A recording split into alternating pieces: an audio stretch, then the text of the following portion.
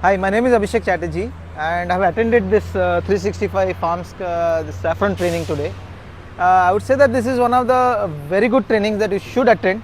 Everyone should make an attempt to attend, at least if you are interested into farming, hydroponics, agriculture of any sort. This is a very good initiative.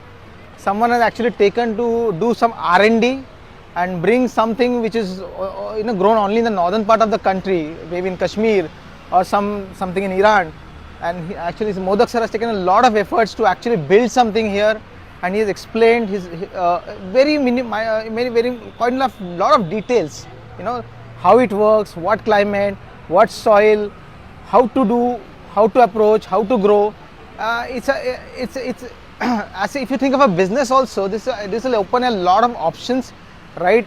You don't really need to just focus on the growing part, but actually he explains that where are the business opportunities. It can be from procuring your raw material to your logistics to your packaging of your product as well. So now, because this is actually an unexplored area, a lot of grey areas still exist, and I would definitely suggest that if you are really interested into expanding or looking for some other opportunities into agriculture, definitely this is worth a try.